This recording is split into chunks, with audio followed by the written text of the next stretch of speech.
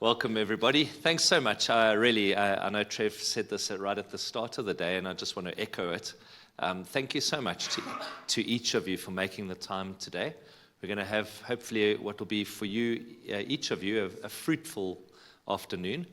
And we've structured this so that we can get some time as a national team with the boards and elders, the people that really govern our group churches. And this was actually a burden on Sean's heart, and we put it into the planning for this year to say, how is it that we can make ourselves available? How is it that we can be available to ask and answer questions together, learn together? And governance of churches is changing, and by that I don't mean anything negative. I mean that it's a dynamic environment, and churches are growing, and when a church grows, its governance needs change. Not the principles, but the practicalities of it and the methods of it. So what I'm going to do in this session, I'll take 30 minutes, and I want to just outline a proposed governance framework for us to consider. What I'm going to do in that is I'm going to outline how you could look at the governance of your churches in terms of boards and elders, and I'll work through that. I want to work through what we think in terms of selection criteria would be important. Who should be on boards of elders and boards, and I'll define this, and elders. How should they be selected? Who should they be? What sort of skills should they possess? We'll talk about how they would engage with each other and interact with each other. And then we'll talk about how it is that as a board operating, we can operate in the most effective way with the appropriate amounts of permission and perspective. So we're going to talk about some really important terms this morning. And you guys have already given me 30 minutes, and I'm down to 25:52, so I'm going to get going. All right. Let me start with a quote. When church leadership mirrors the servant-heartedness of Christ, governance becomes a grace, not a burden, guiding the body in unity, truth, and mission. So when church leadership mirrors the servant-heartedness, and perhaps that's the posture that I want to encourage us into.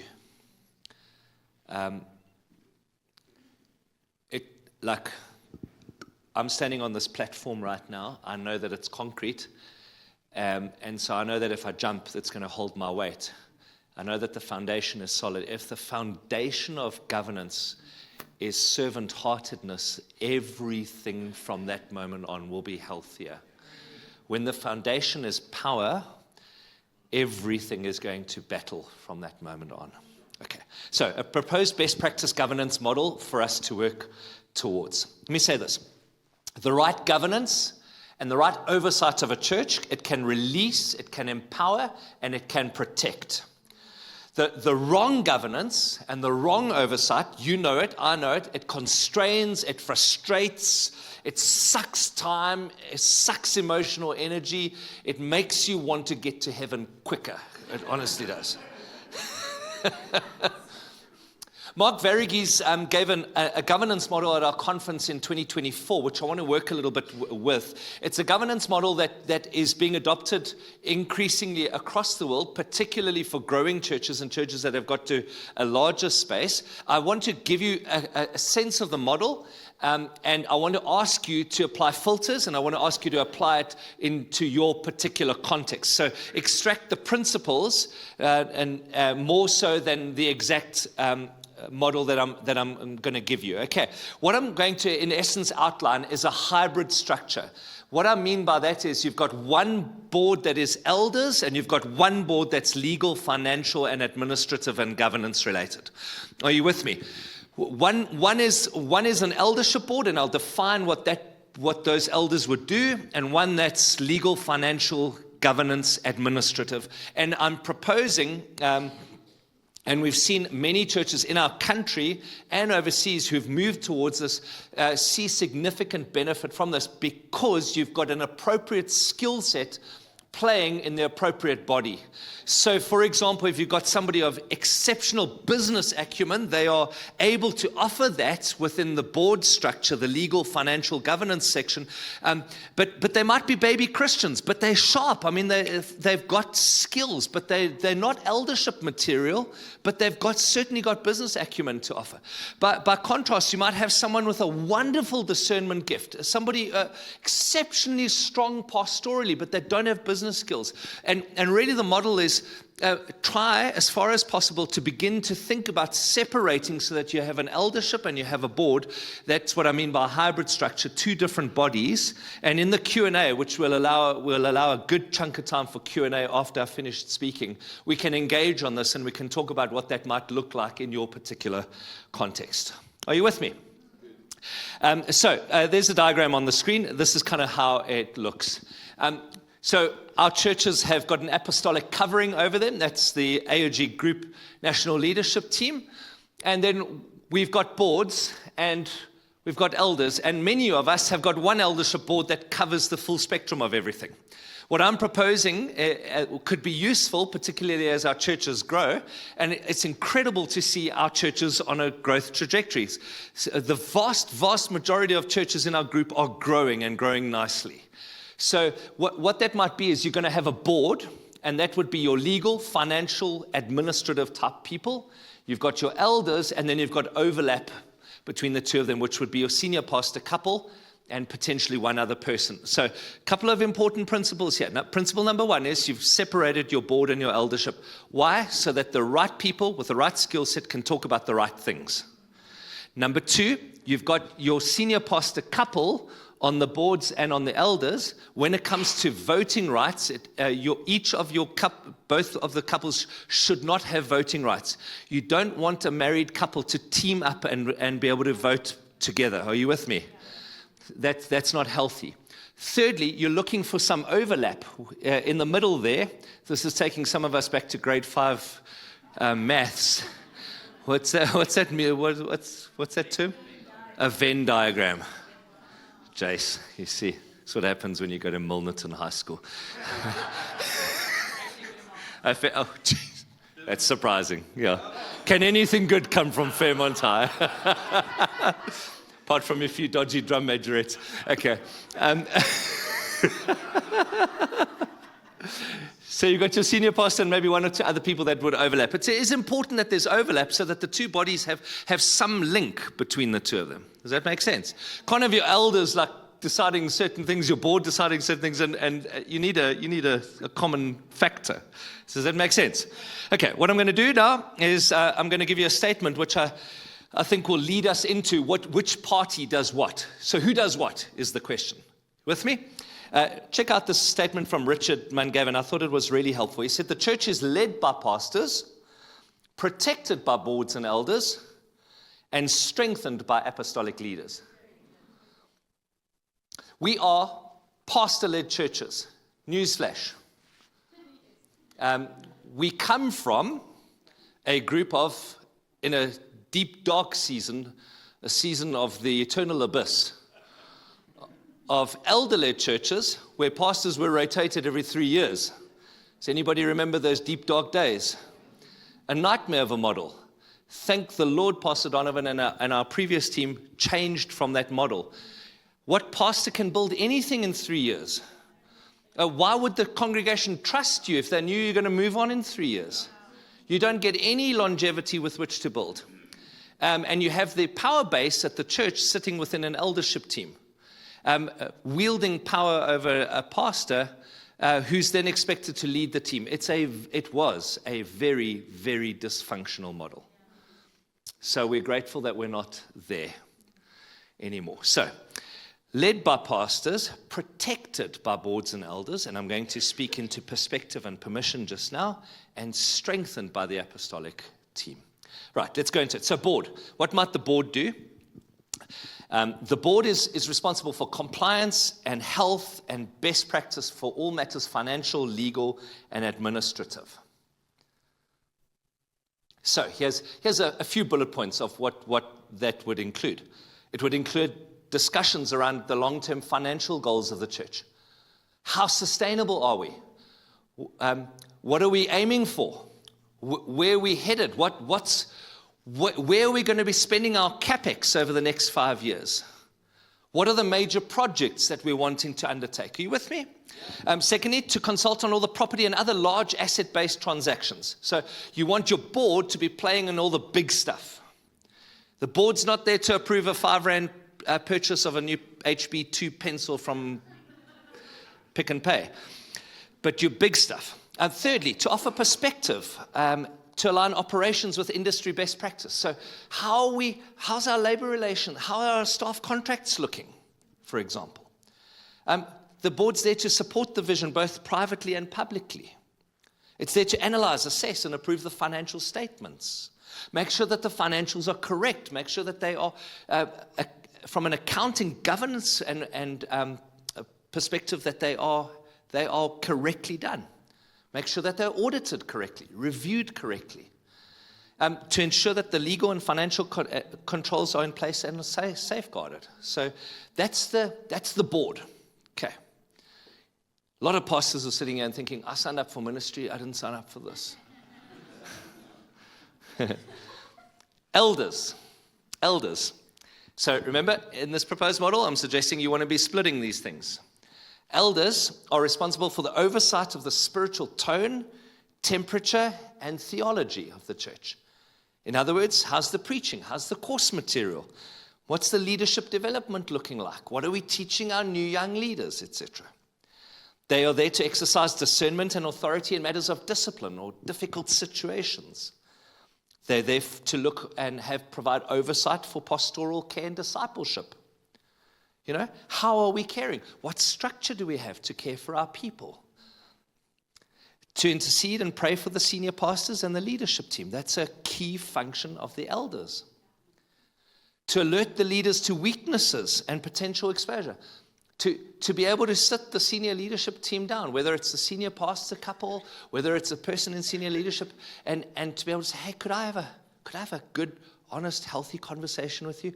I've noticed that the way you're going about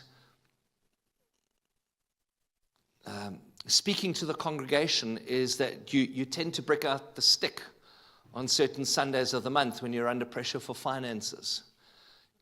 Can I suggest a different approach? You with me? To protect the church from spiritual harm. Elders are shepherds.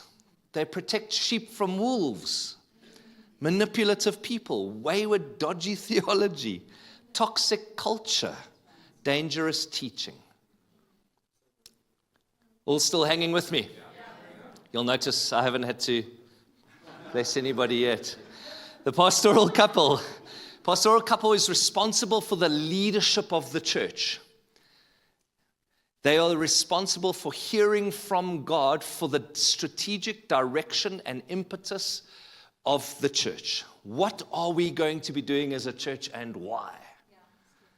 They are responsible for the vision, the direction, the culture, the staff culture, the culture in the congregation. The culture is simply how the church feels and smells, and what does it feel like? They're responsible for the staff and the volunteer development, preaching and teaching, pastoral care and discipleship, financial and legal compliance and soundness. Pastor Trev said it earlier. Just because it's not your fault doesn't mean it's not your responsibility. So you might have a bookkeeper, but if the bookkeeper botches it, it's the senior pastor's responsibility. You with me?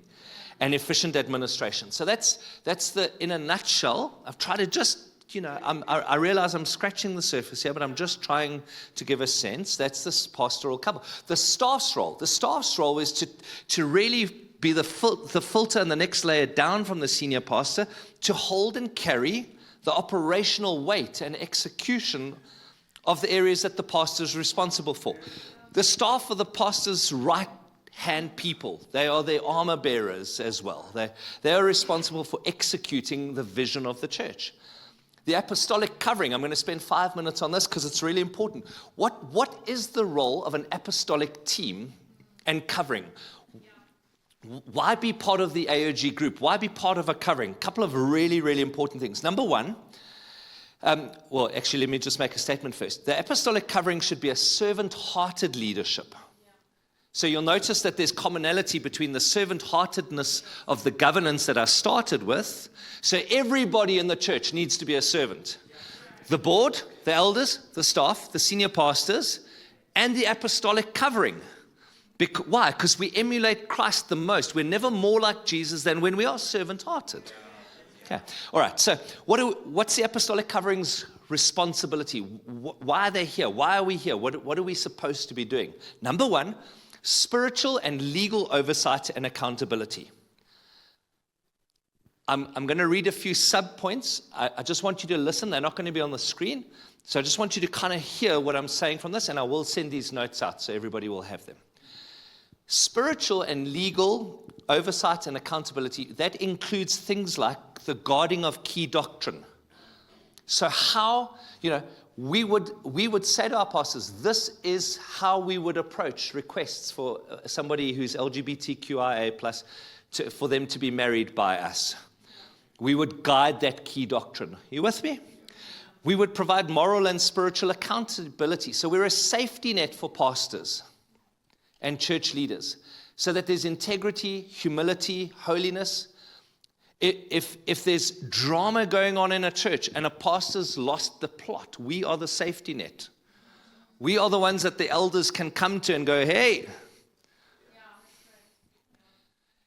We would be discerning the correction and discipline required in a particular, and we have, every gray hair I have is from the last 5 years of discerning. By the time something arrives on our plate, that's groot drama. Are you with me? The provision of best practice recommendations and advice. How should you be thinking about your governance? How should your staffing structure potentially look? What should your staff contracts include? Are you with me? Secondly, the second role, so second big bullet point here, the second role of an apostolic team is the equipping and empowering of leaders. So a part of the apostolic team's role is to recognize and release gifting. We help to identify people in your churches, and this is why it's so key. Every lead pastor has to be able to look this team in the eye and know with absolute trust that if they've identified somebody who needs to be developed, like in our Lead Academy coming up, that they're not going to get poached and taken to somewhere else because the apostolic team likes them. Are you with me? It's really important that as we raise and release leaders in every local church, that's a safe environment, that they know they're not going to be poached. Very different if a senior pastor comes to us and says, hey, I've got this great young couple and they've outgrown this space that I can provide for them, or they need something different. By all means, we'll get involved and help, but we will not instigate a discussion to say, can we have your guy or your lady? It's exceptionally important that I'm abundantly clear about that. Training, mentoring, encouraging, strengthening, high touch with leaders. If you've got a problem, you can phone, you can see it, you can have a meet. Are you with me?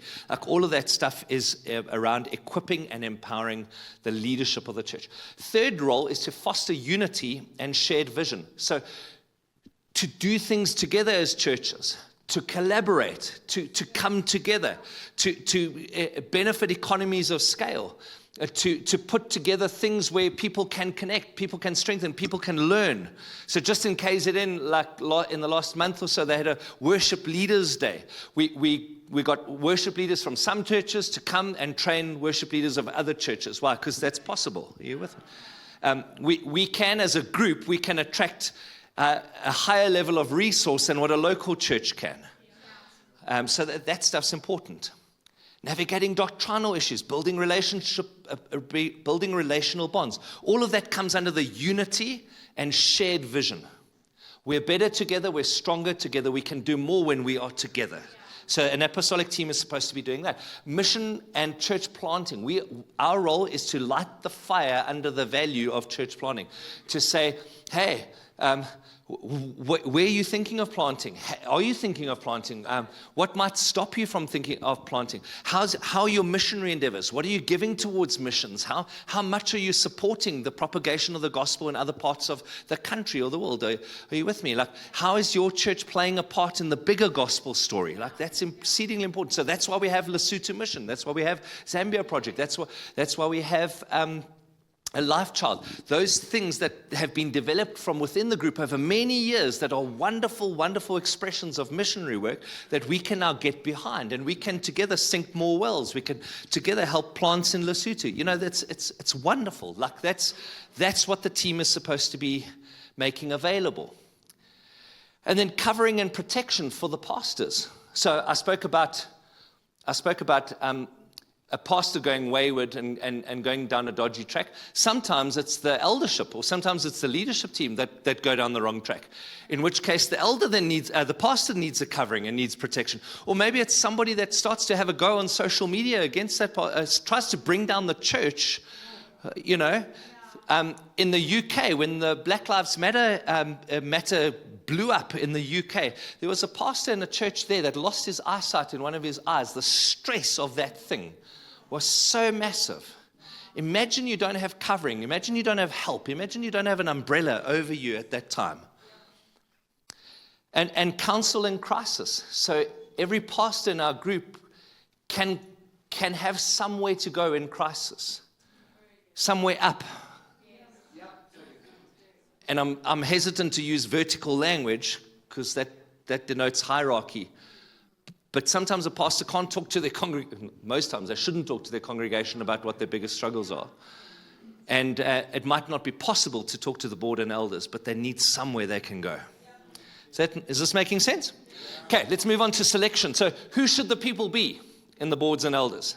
I want to offer us 3 words here, stolen from Bill Hybels' axiom. Character, chemistry, and competence. I'll start with chemistry first. Chemistry, character, competence.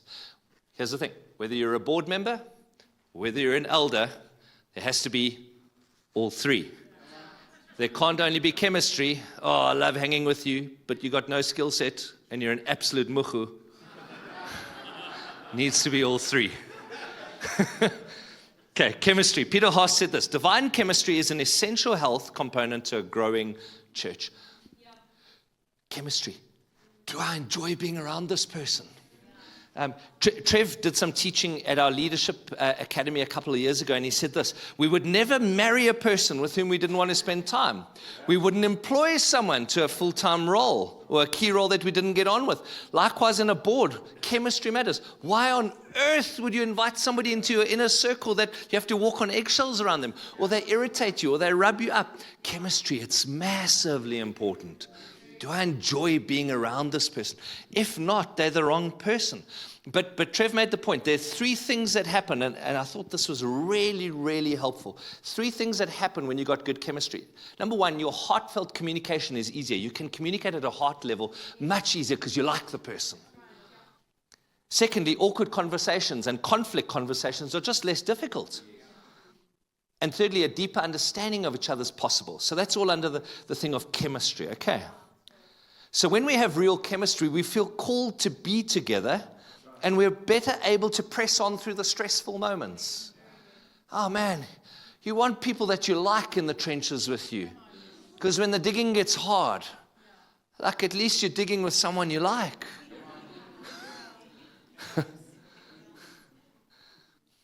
Okay. When a board is established around high levels of chemistry, trust and fruitfulness and accountability all increase. Second thing is character. So 1 Timothy 3 offers a biblical imagination for a church leader. I'm not going to read 1 Timothy 3 here. What I'm going to just say to you is that an eldership or board membership or leadership in a church is an honorable position. It's key, it's worth desiring, and it is something wonderful. And it does require us to live in a different way. So Timothy mentions Paul in 1 Timothy mentions like a life above reproach. Doesn't mean perfect, but on the whole, how does your life look?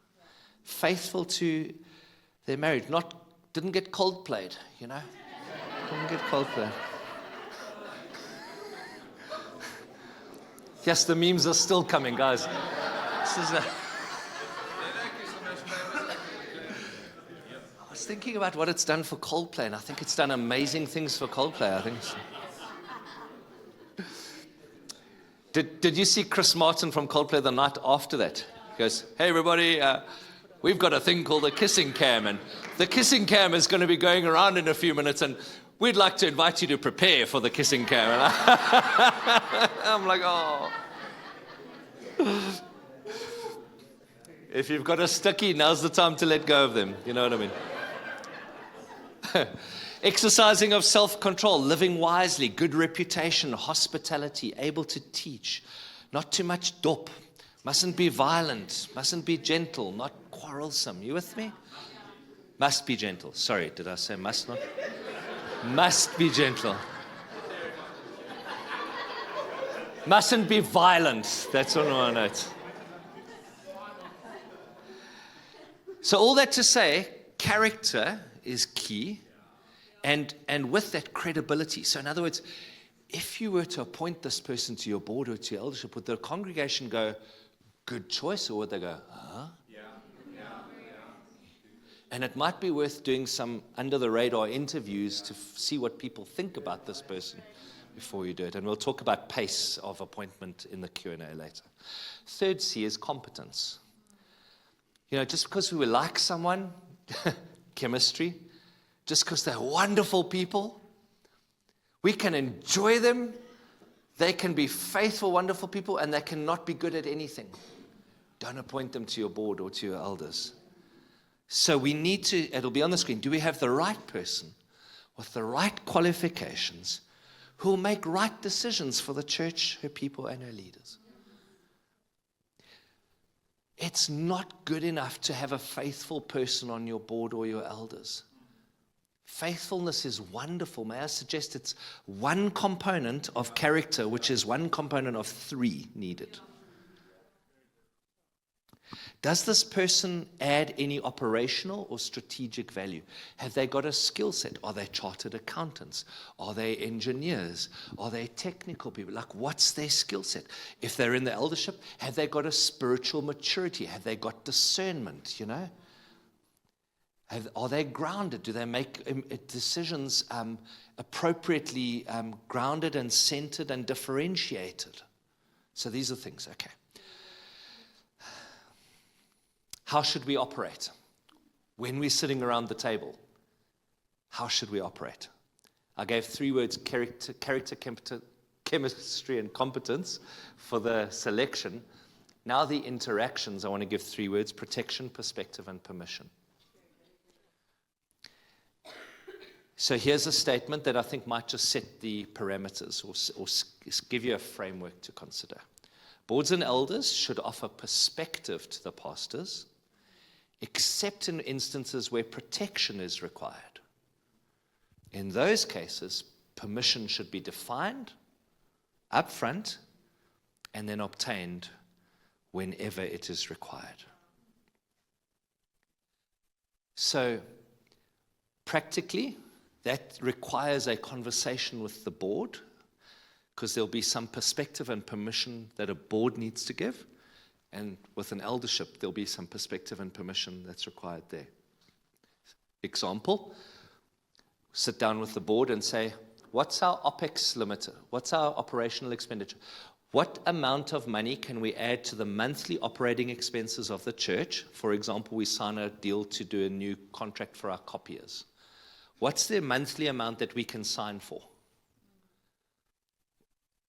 And then anything under that, we can operate. So we're not asking permission if we now need to go and get something under that limit. But over that limit, we are.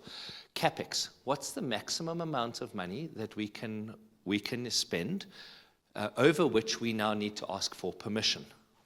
What are the things I can engage in as a pastor where I would like your perspective and where I need your permission? For example, I want to... Pastor Trevor was talking about wider exposure. I want to try and get out and get some training and development in this place. Above what limit do I need to be asking for permission for a release of budget? Are you with me? I just think it's, Israel had a three-pronged approach to its leadership structure. There was a king, there was a priest, and there was a prophet. And there was such safety in the multitude of leadership.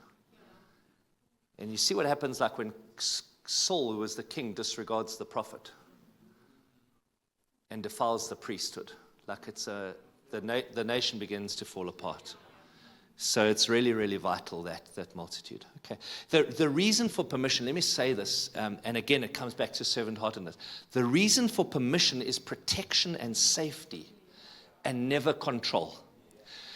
As a pastor, I need protection. I need protection from myself. I need protection from people. I need protection from life. I'm a leader. I need to be covered. I need protection. And that's the heart behind permission. What the heart behind permission is not control. It's not so that somebody can exercise control over the pastor and hold them under the thumb and I'm going to keep, because as soon as that's the case, the leader can easily so lose their vision and their passion. It's vital that a leader be allowed to lead, but they know the parameters. A leader cannot lead unconditionally. A leader needs to lead within parameters, but a leader also needs to be able to lead without a thumb on them or without like some heavy-handed or like without Big Brother breathing down their neck. And again, that's all posture. You see, these are principles, but if the posture's correct, it'll work.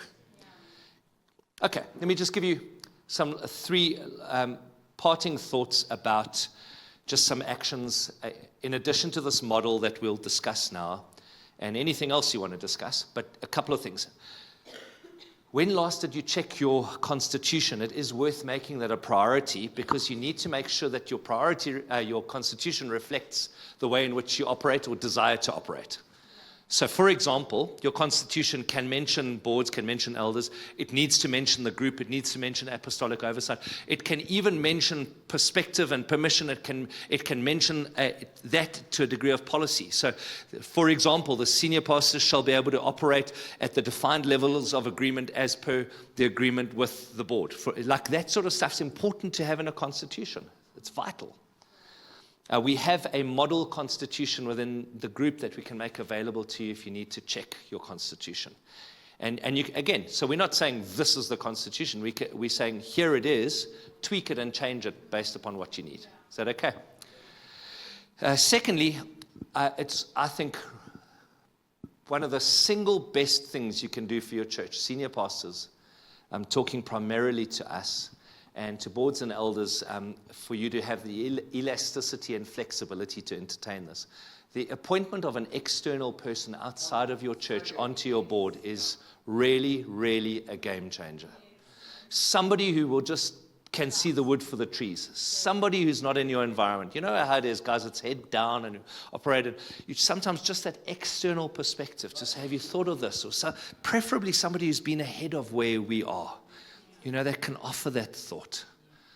Okay, so it's really, really like a massive game changer. You can take, Trev's on our board. I steal his ideas all the time. It's wonderful. Thirdly, if you're approaching a succession discussion, please involve the board and the elders and the group. Yeah, it's very good. There was a famous story years back in the AOG of a leadership couple who were undergoing leadership transition. Need to sit for this. And the wife of the leadership couple found out in the elders meeting that leadership transition was happening.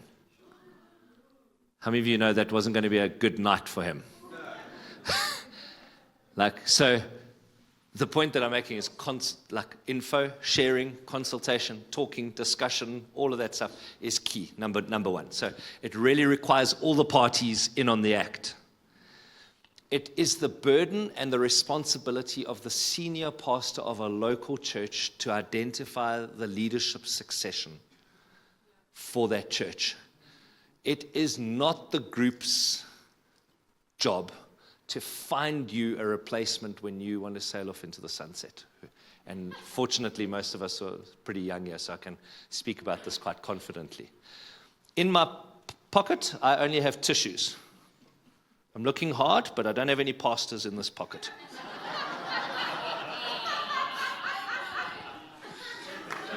So, Pastor Donovan's thing, he used to say to me, I don't have pastors. What do you expect from me? I don't have pastors in my pocket. You know the way he used to talk? I don't have pastors in my And it's so true. Like, seriously, sitting in that seat, I'm like, what do you think they're just a dime a dozen? You know, it takes ages. Okay, so whose job is it? It's the local churches.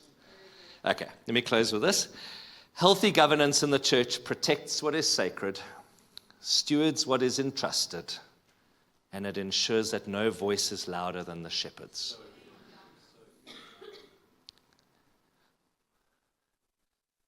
This is why I get like so, yes, if there's a hill I'll die on, it's like people in leadership structures of churches where there's a power play. Because it's protecting what is sacred. The church board eldership and stuff is not some place to shine. It's not some place to be like the big fish in a little sea. Like, you know, it's not the place for the pastor to wield their authority and to be the kingpin. Yes, I tell you that is seriously stepping on hallowed ground. That is seriously desecrating what is sacred. And we steward what's been entrusted to us. Thank God for his kindness in doing that for us. And it ensures that no voice is louder than the shepherd's. So Jesus gets to be the loudest voice. If, and I hope this will just rub off, if the leadership is centered in humility and servant-heartedness and integrity. Amen.